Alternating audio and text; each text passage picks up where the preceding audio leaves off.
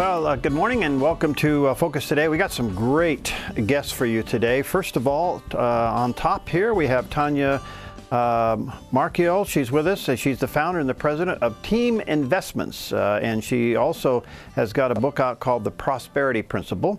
And in 2013, the Arizona Business Magazine named Tanya Realtor of the Year. Now, why do we have her on? Well, the post office is selling some business, actually selling some buildings, excuse me. In fact, even our own area, we see where one has already been sold and a couple of others are up for sale. Well, what's this all about? Well, Tanya's here to maybe help us get a handle on that. Hi, Tanya. How you doing today? Good morning. How are you? Good. Are you down there in Arizona? I am in Arizona. Man, how hot did it get yesterday? I think it was up to about 115. No kidding. But you know, every Arizona says, right? It's dry heat. It's dry okay. heat. Yeah. We've heard that one. Well, listen, thanks for a little bit of your time today. So we know that the post office overall is in trouble financially. They got to make some cutbacks. They're still trying to figure out if they're going to do the Saturday delivery cancel thing, but we know some buildings are being sold and are up for sale, in fact, in our own area. But what's this really all about? Well, they are actually going to sell approximately 56 of them. And as of April, from my research, 41 buildings were on the market and 11 parcels of USPS land. The problem is it's being sold by someone by the name of Richard Bloom. We don't really know who that is. It really didn't matter until you looked into that a little bit deeper, and who just happens to be the husband of Senator Dianne Feinstein. Oh. So we start thinking about that, and, you know, it's really a problem because all of these kind of contracts end up going to somehow or another, somebody who knows somebody on a handshake in this kind of situation with the government. And you think about it, it's over $1 billion worth of real estate, and it's a 6% commission. They are putting at least $60 million of commission in their pocket. $60 million to one particular company that is owned by Feinstein's husband. Are you kidding me? Well, yeah. Are you kidding me? I just kind of wondering, why isn't, well, first of all, how does Senator Feinstein get away with this, and why isn't this being exposed? Well, she is saying that she has nothing to do with her husband's business dealings, and, you know, this was strictly bid out. And it's interesting because when you look at who the United States Postal Service has used in the past, they bid those out to lots of companies, and it's been different companies. It's never been C.B. Richard Ellis, who Mr. Bloom is on the board of.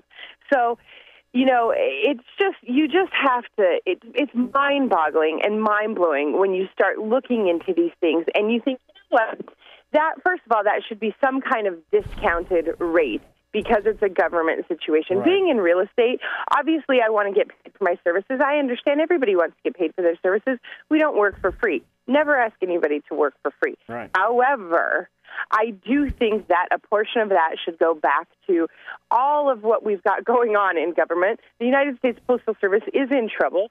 They could get that at a discounted fee, and by no means is 6% a discounted fee in any way, shape, or form. And then to think that it's going to, you know, the senator's husband or the senator herself in a roundabout way just absolutely infuriates me. Well, it should, and it should every American and taxpayer. I mean, this is cronyism gone crazy, and you would think that the U.S. government would have some kind of inside property management that they could handle this themselves and not pay a commission. Absolutely, and then put that money back into everything that we've got going on that's going wrong. Mm-hmm. 60 million. So you've estimated 60 million on these 56 buildings. And I would assume, Tanya, there's more to come because they're consolidating like crazy. Well, what they said is that it's billions with an S of dollars worth of property that's being sold. So I just did commission based on $1 billion to try to see what that looked like, and that's $60 million. So, I mean, just the absolute waste that goes into our government, the lack of thought, not even being able to put together real estate deals properly for our own government. It is just absolutely insane. All right. Now, have you done any investigation as how this may occur? Did it have to go through a committee, or is this an inside post office deal? I mean, somewhere along the line, Senator Feinstein's husband got in front of the line, and there had to be some cronyism to let that happen. Absolutely. From what I understand, normally this process is bid out, truly bid out. And in this particular case, from what I've read, it was not bid out. It was actually just given to CB Richard Ellis because they are a large company and they're a great company. I'm not taking anything away from them as a commercial brokerage house. Yeah. But the problem was this was never bid out properly. It was literally, from my understanding, handed to CB Richard Ellis, and Mr. Bloom obviously is on the board of that company. Well, there you go. Do you sense anybody within Congress, anybody blowing the whistle on this, or is it just happens and it's a done deal and yada well, yada? First of all, we can't even, if you have a Verizon phone, they're looking at your record. we can't we can't pay our taxes normally without them going crazy if we're on the wrong side of the fence. Do I think that anything is going to happen? Absolutely not. Yeah. Do I even think that this is going to be brought up in light?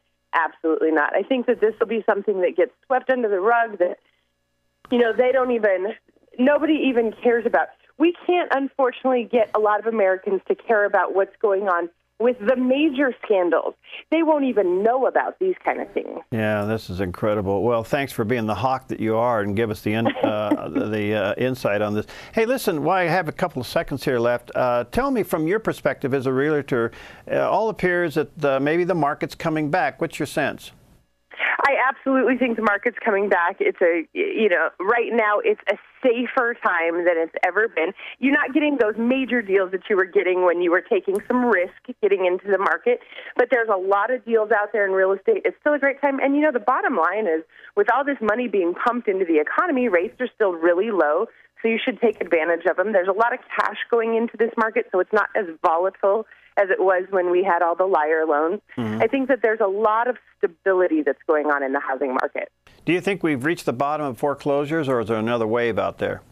There's still a lot of foreclosures. We are not going to see a wave because as taxpayers, we pumped so much money into the banking system, so they should be thanking us that the banks are making money again.